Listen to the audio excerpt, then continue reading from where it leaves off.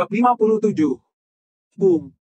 Perkataan Wira yang sederhana itu memberi dampak yang sangat kuat, mengguncangkan hati dan menggetarkan jiwa ketiga orang tersebut. Dia mengungkapkan misi para sarjana di seluruh dunia, memungkinkan setiap orang yang berhasrat menemukan tempat yang tepat. Dengan 4 baris kalimat ini, kita dapat mencapai ketenaran di seluruh dunia, dikenang selama berabad-abad, dan meninggalkan jejak dalam sejarah. Mahendra merasa iri, kenapa kalimat-kalimat ini bisa keluar dari mulutnya. Ekspresi Harsa tampak rumit, meskipun 4 baris kalimat ini dapat membuat mereka memperoleh ketenaran. Tanpa gelar kehormatan dalam ujian negara, Wira tidak akan mendapatkan pengakuan sosial dan tidak dapat menjadi menantu keluarga Linardi. Mendedikasikan hati untuk negara, menetapkan tujuan hidup untuk rakyat, melanjutkan warisan para bijak terdahulu, dan membawa perdamaian ke seluruh dunia. Dengan suara gemetar dan air mata mengalir di pipinya, Tuan Indra bangkit dari kursinya dan mengejar keluar. Dia berteriak memanggil Wira. Tunggu aku, Tuan. Mahendra dan Harsa juga mengikutinya dari belakang. Namun, ketika mereka keluar, Wira dan kereta kudanya telah menghilang. Tuan Indra terkejut sejenak dan berkata, Tuan Harsa, apa hubungan Anda dengan Tuan itu? Apakah Anda tahu di mana dia tinggal? Aku ingin mengunjunginya. Mahendra menggigit bibirnya, panggilannya berubah dari anak muda menjadi Tuan. Tuan Indra terlalu memuja pria itu. Harsa menghela napas, lalu berkata, hubungan kami cukup rumit. Lebih baik tidak usah diceritakan. Kalau kamu ingin mengunjunginya, pergilah ke desa Pimola, Dusun Darmadi, carilah yang namanya Wira. Hanya dengan 4 kalimat itu saja masih belum cukup untuk membuat keluarga Linardi mengakuinya sebagai menantu. Jika ingin menjadi menantu keluarga Linardi, setidaknya harus mendapat gelar sarjana. Kalau tidak, hal ini akan membuat ayah mereka malu. Bagaimana mungkin keluarga sarjana bisa menerima menantu yang biasa-biasa saja? Desa Pimola, Dusun Darmadi. Tuan Indra mendengarnya dengan mata berbinar, seolah-olah dia pernah mendengar tempat-tempat ini sebelumnya. Derap-derap-derap. Tiba-tiba, terdengar suara derap langkah kaki kuda. Seorang pengirim pesan membungkuk kepada Tuan Indra dan berkata, Tuan Besar, seorang pengacau bernama Danur melaporkan kepada kantor kabupaten bahwa petugas keamanan dan polisi bekerja sama dan menyalahgunakan kekuasaan mereka. Oh.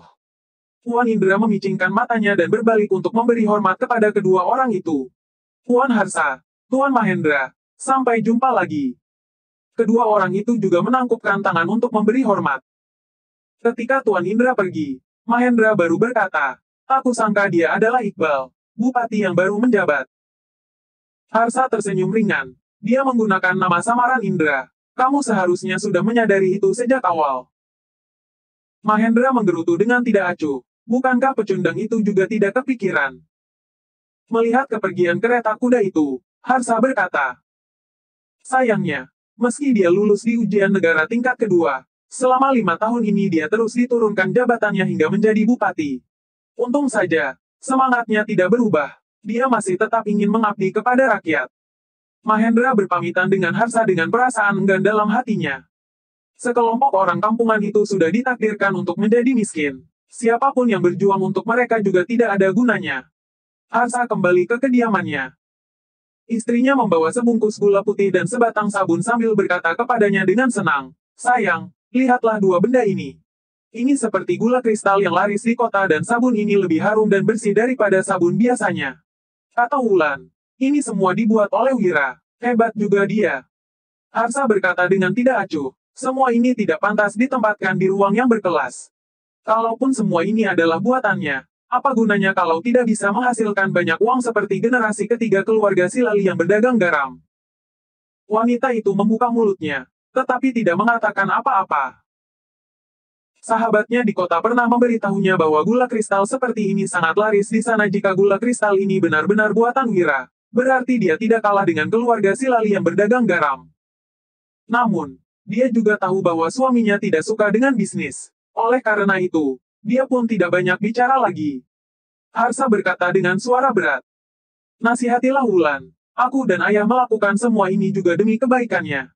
Kalau dia memang bersikeras, beritahu dia, keluarga Linardi tidak akan mengakui suaminya itu kecuali dia menjadi sarjana.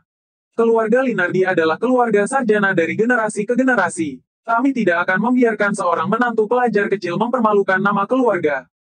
Sambil menunjuk posisi kereta kuda Wira, tatapan Mahendra berkilat tajam ketika berkata, "Apa kamu tahu kemana perginya orang itu?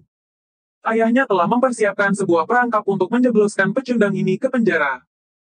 Kedua kereta berhenti di depan pintu, dan seorang pelayan keluarga Silali segera berkata, "Menjawab Tuan Muda, sepertinya dia pergi ke toko kelontong di jalan barat kota. Katanya, dia ingin menjual sesuatu yang disebut sabun." Mahendra memicingkan matanya sambil mendengus. Memangnya kenapa kalau orang kampungan itu bisa menyebutkan sajak terkenal? Bukankah sekarang dia tetap melakukan perdagangan rendahan untuk mendapat uang? Beritahu semua toko di jalanan itu, siapapun yang berani membeli sabunnya, berarti bertentangan dengan keluarga Silali. "Baik, Tuan Muda," ucap pelayan itu. Lalu dia berbalik dan berlari kecil. Mahendra memasang wajah kejam dan berkata, "Pecundang, aku akan membuatmu ditolak di mana-mana. Sampai pada akhirnya, kamu hanya bisa berlutut memohon padaku dan merelakan Wulan menjadi wanitaku." Dalam hierarki masyarakat zaman dahulu, meskipun pedagang memiliki banyak uang, tetap saja tidak ada kekuasaan. Hal ini juga yang menjadi alasan baginya untuk mengikuti ujian kenegaraan dan bahkan berusaha mendekati keluarga Linardi dengan menikahi putrinya melalui pernikahan kedua. Lebih baik berkuasa daripada kaya. Danu mengendarai kereta ke pasar barat. Sepanjang perjalanan, wajahnya terlihat serius dan cemas. Dia pernah pergi ke pengadilan bersama Dodi dan Sony untuk mengajukan gugatan.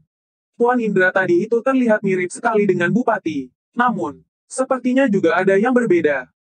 Sebagai seorang pejabat, Bupati seharusnya mengenakan jubah sutra brokat. Namun, Tuan Indra tadi itu hanya mengenakan pakaian katun.